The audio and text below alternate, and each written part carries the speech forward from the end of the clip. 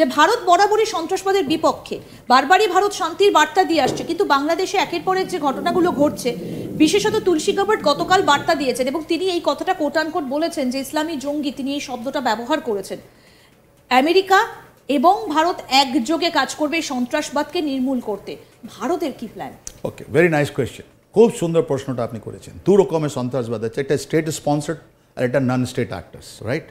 একটা আছে যেখানে স্টেট নিজে করছে। 1971-এ আপনি দেখলেন পাকিস্তান আর্মি কি করলো ওখানে, মার্চের সময় 25 মার্চে ওখানে গিয়ে লোককে মারলো, ঘর্ষণ করলো, রাইট? তারপর মারতে থাকলো ওদেরকে, রাইট? কত লক্ষ লোক আমাদের কাছে আসলেন, ইন্ডিয়াতে সারেন্ডার নিতে আসলেন। এটা স্টেট স্পন্সার্ড আমরা বলি। এখন যে ডেভিল হান্ট আছে, যেটা ওখানে 21,000 থেকে বেশি লোককে ওরা বা 23,000 লোককে ওরা অ্যারেস্ট করলো, জেলে ঠুলে দিল, ওটা কি আছে? এটা স্টেট স্পন্সার্ড। এটা বকুর জামান অ্যান্ড প্রফেসর ইউজ করেছেন, এটা স্টেট স্পন্সার্ড বলি। নটা আছে নন স্টেট, ওটা প্যান ইসলামিজম, রাইট? ওর মধ্যে কি আছে? হিজবুত তাহির থেকে নিয়ে আমাদের আল কায়দা নিয়ে অনেকগুলো লোক, জেএমবি, আইএসআইএস, এদের এলিমেন্টগুলো আছে, এদের ফান্ডিংগুলো আছে। এরা ওখানে বাংলাদেশে যেটা করবে মৌলবাদী জিনিস, কি আমি শুধু শুধু শরিয়ত লা করবো, এটা সেকেন্ড জিনিস আছে। ইনি যে তুলসী গাবার্ড, উনি কিছু করেননি। উনি করেছেন কি, যে আমাদের ট্রাম্প 20-তে ইলেকশন ক্যাম্পেনে যে উনি বলেছিলেন বাংলাদেশ সম্বন্ধে, ওটা এসে শুধু উনি রিট্রিয়েট করে গেলেন। আমি আপনাকে বলি, তুলসী গাবার্ডের ভিজিট শুধু একটা ফটো অপরচুনিটি আছে, এটা শুধু অ্যাসুরেন্স দেওয়ার আছে, বাংলাদেশকে বলা কথা, একটা মেসেজ দেওয়ার আছে কি আমরা আছি। আমরা যে ট্রাম্প বলেছিলেন নভেম্বর ইলেকশনের আগে, ওইটাই আমরা বলতে এসেছি, আর ওটাই আমরা মান্য হব যে আমি তোমাদেরকে এরকম সন্ত্রাসবাদের স্টেট স্পন্সার্ড সন্ত্রাসবাদ বা নন স্টেট সন্ত্রাসবাদ আমরা চলতে দেব না। এর জন্য তুলসী গাবার্ড এসেছিলেন, রাইট? ওখানে কিছু বিশেষ কিছু হবে না, কিন্তু একটা কথা চলে যাচ্ছে কি 20 জন লোক ইসলামিক যে ফান্ডামেন্টালিজম আছে, যে মৌলবাদী ফান্ডামেন্টালিজম আছে, ওর সঙ্গে আমরা যৌথ আছি। এটা সব থেকে বড় জিনিস। নাও নাম্বার 1, আপনি বলছেন ইন্ডিয়া কি করবে? এটা 1971 নয়, এটা 1971 নয়। আর ওখানকার লোক, বাংলাদেশের ভাই বোনকে, 17 কোটি ভাই বোনকে ডিসাইড করতে হবে কি ওরা কি চায়, রাইট? ওরা কি চায় এটা ওদেরকে ডিসাইড করতে হবে। তাহলে আপনাকে একটা কথা বলে দিই, ওই আওয়ামী লীগ ছিল, মনে আছে 1971-এ আওয়ামী লীগ সর্বহারা আওয়ামী লীগ, ওদের কাছে কিছু ছিল না। ওরা জানতো যে আমাদেরকে প্রাণে ছাড়া আর কিছু নেই আমাদের কাছে, আমরা যাচ্ছি আমাদের দেশের জন্য আমরা প্রাণ দিতে যাচ্ছি। ওরা বলেছিল আমরা মৃত্যু ভয় করি না, আমরা মৃত্যু আলিঙ্গন করি। ওই আওয়ামী লীগ ছিল। আপনি কি বলতে পারছেন 2024-এর আওয়ামী লীগ? ওদের কাছে সবকিছু আছে, আর ওরা ভয় করছে কি আমাদের সবকিছু হেরে যাবে। ওদের কাছে মেরুদণ্ডটা নেই এখন, যেটা 1971-এ ছিল। তাহলে আপনি কি করে বলতে পারেন এই আওয়ামী লীগ সে আওয়ামী লীগ? আমরা কিছু করতে পারবো না। কেন? যে বাংলাদেশের মানুষকে এখন কথা বলতে হবে কি ওরা কি চায়, রাইট? আমরা কিন্তু বাংলাদেশের মানুষের কি সেই ক্ষমতা আছে? যেভাবে এই গুলি বন্দুকের সামনে দাঁড়িয়ে লড়াই করার ক্ষমতা কি বাংলাদেশের মানুষের রয়েছে এখন? 1971-এ এর থেকে ভয়ঙ্কর ছিল, যখন স্টেট স্পন্সার্ড যে টেররিজম ছিল, জানেন? ওর মধ্যে পাকিস্তান আর্মি কি ইস্তেমাল করেনি? কামান ইস্তেমাল করে, অটোমেটিক গ্রেনেড, রকেট লঞ্চার সবকিছু দিয়ে তো মারলো। কিন্তু যেভাবে মোহাম্মদ ইউনূস এখন সাধারণ মানুষের ওপর অত্যাচারের ছবি আমরা দেখেছি, বাড়ি বাড়ি রীতিমতো জ্বালিয়ে দেওয়া হয়েছে, ভাঙচুর চালানো হয়েছে, মন্দিরে মন্দিরে ভাঙচুর চালানো হয়েছে। এবং আরেকটা কথা, অ্যান্টোনিও গুতেরেস কিন্তু এই যে মন্দির ভাঙা হয়েছে, এত মানুষের ওপর অত্যাচার করা হয়েছে, সেটাও কিন্তু কিছু বললেন না তিনি। উনি তো চোখের উপরে একটা তুলো দিয়ে এসছেন, জানেন? উনি চাইছেন না যে রিয়েল কথা, মানুষের সাফারিংটা কি আছে। উনি শুধু পয়সা ধান্দায়, একজন ধান্দাবাজ ইউনূস, ওর সঙ্গে বন্ধুত্ব করে উনি এসছেন, বিকজ উনি তো একটা পলিটিশিয়ান। পর্তুগালে প্রধানমন্ত্রী ছিলেন, আর ওই পর্তুগালে 400 বছর ধরে ইসলামিক ওখানে ছিল। তাই জন্য 15 মার্চের আপনি দেখুন ইউএন স্টেটমেন্টে বলছে Islamophobia, world is suffering from Islamophobia. Yes, we are suffering from Islamophobia. But আপনি এসে আপনি যদি বাংলাদেশের মাটিতে ঢুকেছেন, আপনি দেখছেন, তাহলে আপনাকে দেখা উচিত যে ওখানকার আমাদের যে সংখ্যালঘু যারা আছে, যে তুলসী গাবার্ডও বলে গেলেন, ট্রাম্প বলে গেছেন, আমরা বলে যাচ্ছি, আমাদের মিনিস্টার এক্সটার্নাল অ্যাফেয়ার্স বলছে। ট্রাম্প তো প্রথম থেকেই বলেছেন যে হিন্দুদের উপর অত্যাচার সহ্য করা হবে না, তিনি ডিসেম্বর মাসেই বলেছেন। তুলসী গাবার্ড গতকাল বলেছেন। আচ্ছা, একটা কথা বলুন তো, এখানে কি ব্যক্তিগত কোনো টাকার খেলা রয়েছে? $23 মিলিয়ন এসেছিল, মানে অ্যান্টোনিও গুটেরেসের কোনো টাকার খেলা রয়েছে? দেখুন, এইটা তো আমি সত্যি ব্যাপার বলতে, আমরা তো সব কিছু জানি না, এটা পাবলিক তো সব জানে।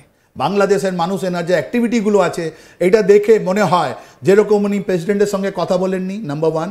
নাম্বার 2, উনি কোনো মাইনরিটি হিন্দুদের বাড়িতে যাননি।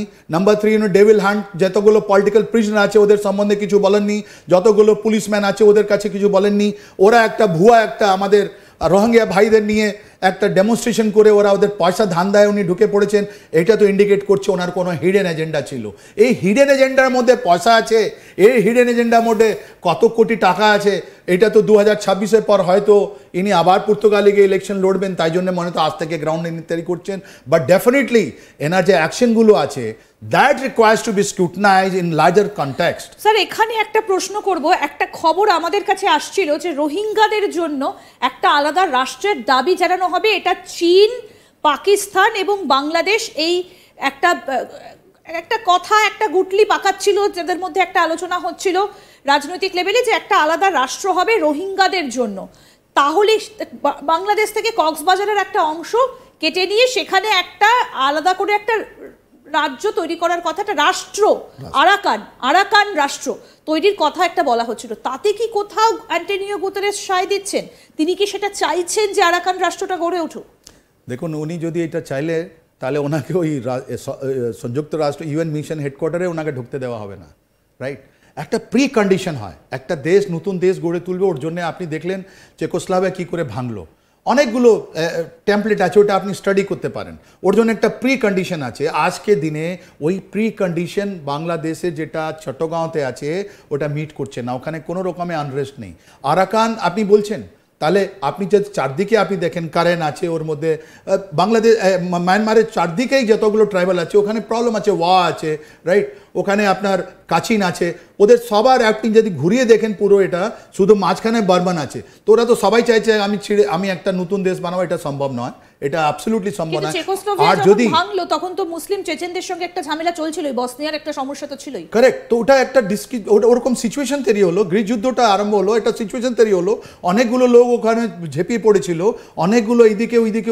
যেভাবে এসে শুধুমাত্র রোহিঙ্গাদের হয়ে কথা বললেন, চিন্ময় কৃষ্ণকে নিয়ে কথা বললেন না, মন্দির ভাঙা নিয়ে কথা বললেন না, এবং অন্যান্য সমস্ত কিছুকে সরিয়ে রেখে, যেটা খানিকক্ষণ আগে বললেন, যেন মনে হচ্ছিল একটা চোখ তিনি খোলা রেখেছেন আর একটা চোখ ইউনূস তাকে হাত দিয়ে বন্ধ করে রেখেছেন। আপনার নিশ্চয়ই মনে থাকবে ইউএনের একটা রিপোর্ট প্রকাশিত হয়েছিল কয়েকদিন আগে, সেখানে কিন্তু স্বীকার করা হয়েছিল যে হিন্দুদের ওপর অত্যাচার হয়েছে, সংখ্যালঘুদের ওপর অত্যাচার হয়েছে। তাহলে অ্যান্টোনিও গুতেরেস কেন সেই লাইনে গেলেন না? অ্যান্টোনিও গুতেরেস থেকে কথা বলা উচিত, তাই জন্য তো আপনার এত পপুলার চ্যানেল মাধ্যমে আমরা বলছি কি ওনার কানে এটা জবাবটা যাক। এই প্রশ্নটা আমরা যেটা 3 দিন 4 দিন ধরে কেউ এই কথাটা, মানে কম লোক এটা কথাটা তুলছে ওনার উপরে, কি তোমাকে কথা বলতে হবে কি যে হিন্দুদের ওখানে এরকম প্রসিকিউট করা হলো বাংলাদেশে, বাঙালি হিন্দুদের, ওদের জন্য তুমি কি করলে, ওদের জন্য তুমি কথা বললে, এই রোহিঙ্গার তুমি যদি কথা বললে তাহলে তুমি ওদের জন্য পার্মানেন্ট সেটেলমেন্ট, ওদের আবার ফেরত যাওয়ার জন্য তুমি কি করলে, শুধু একটা টিম পাঠালে কিছু হয় না। এখানে বাংলাদেশ আর্মি একটা ইম্পর্টেন্ট। কিন্তু কেন, সব তো জানেন অ্যান্টোনিও গুতেরেস, সব জেনেও কেন এরকম একটা পক্ষপাতিত্ব করলেন?